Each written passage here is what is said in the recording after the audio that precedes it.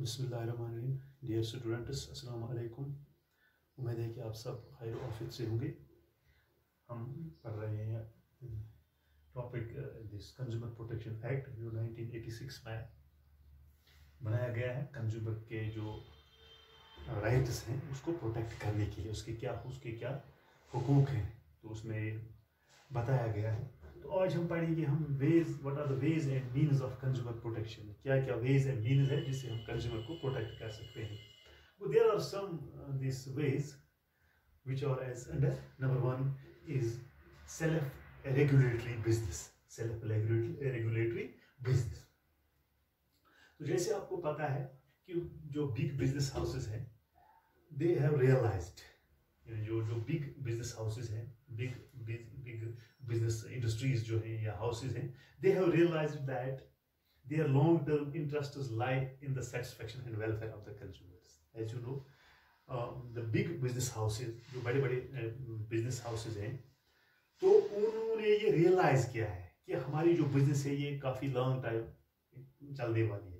तो उन्होंने किया है that their long term interest lie, अगर उनकी बिजनेस काफी मुद्दत तक, काफी देर तक, in the long run period they have to operate their business activities, that it lies in the satisfaction and welfare of the customer. When these customers are satisfied, we can run our business for a long term. But they have realized it that if we run our business, that it lies in the interests of that. Our customers should be satisfied, and what we have to do, the welfare of the customers.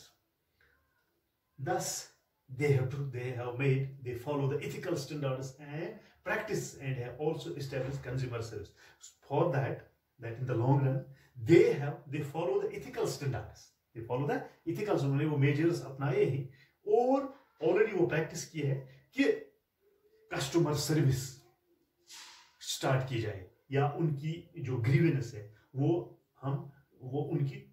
उनकी दाद पुरसी होनी चाहिए, उनकी जो grievance है वो सुनी जाए. They have to attend the problems of complaints of customers. That is self-regulatory business means that the business houses which have the big business realize that our interest lies in the interest and welfare of the customers. So for that they have to follow the ethical standards and practices. They have established consumer services. उन्होंने क्या किया है? Consumer services and grievances.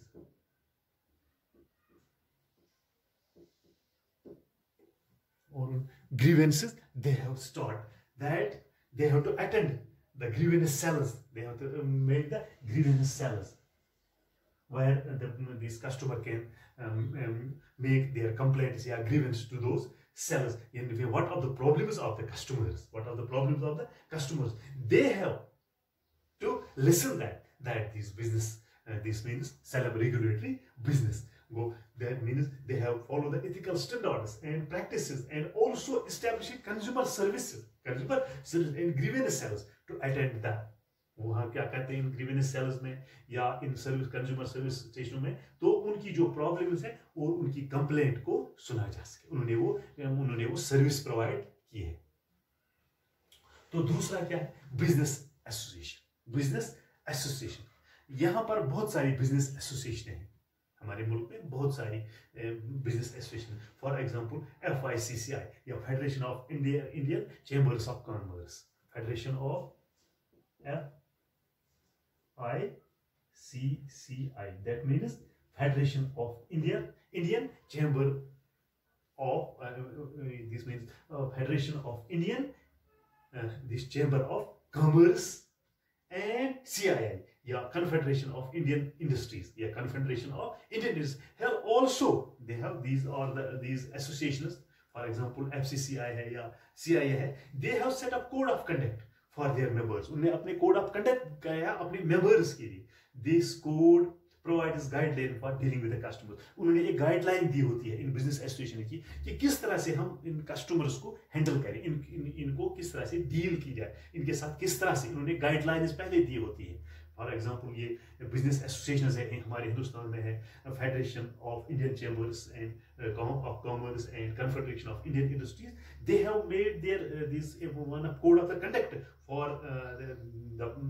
which are their members.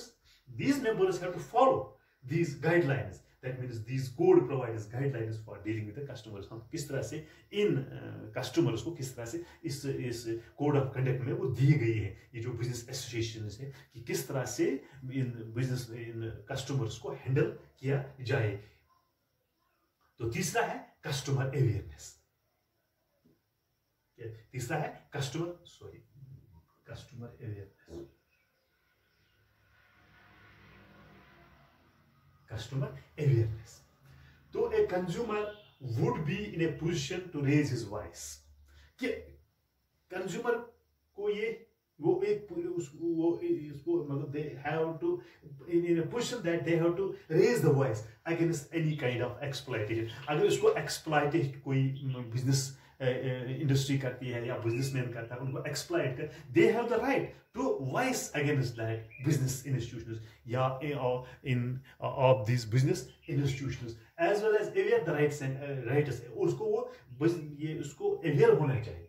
इस consumer protection act ने दिया है कि वो अवेयर होना चाहिए। वो एक मतलब उसको कोई एक्सप्लॉइट करता है, कोई दुकानदार उसको करता है, he has the right to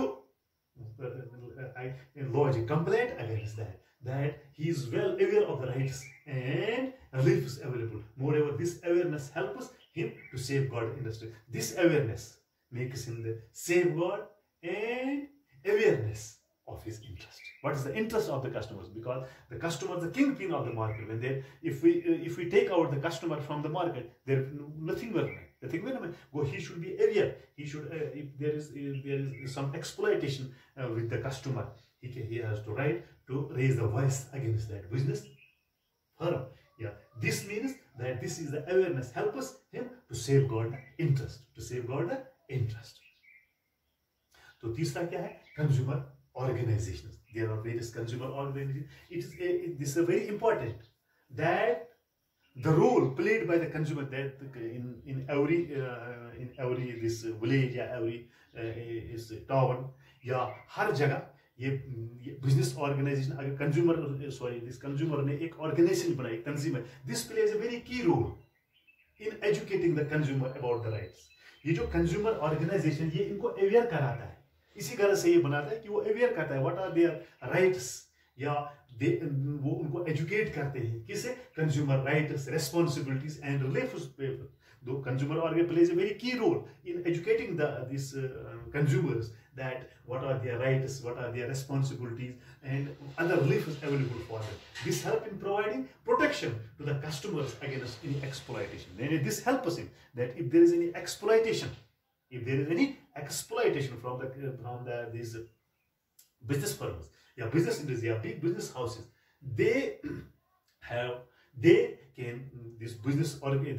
this consumer organization can aware that these customers that if there is any exploitation, raise the voice against.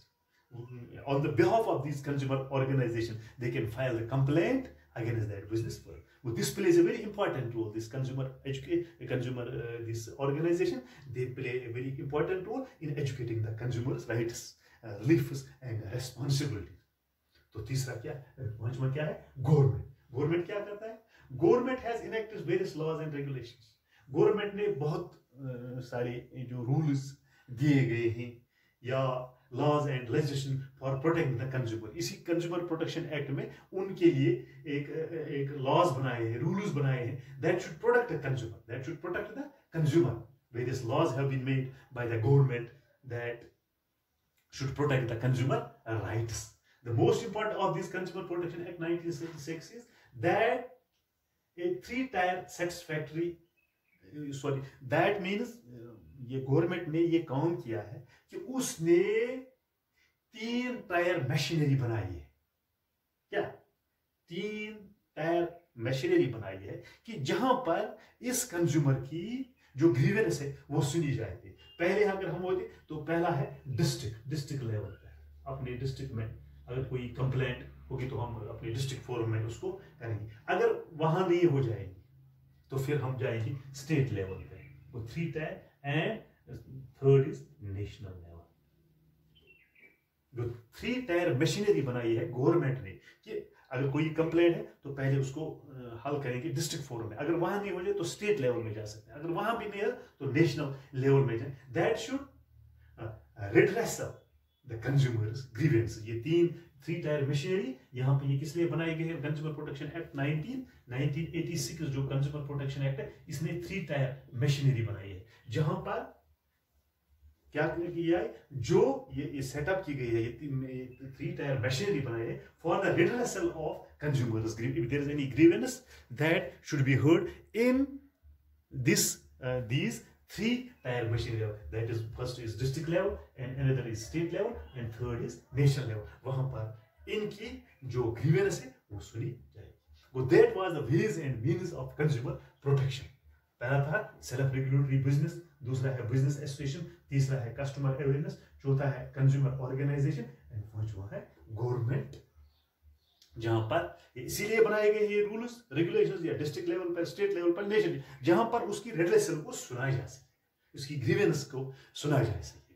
वो this was today's topic, ways and means of consumer protection act 1986। Thank you.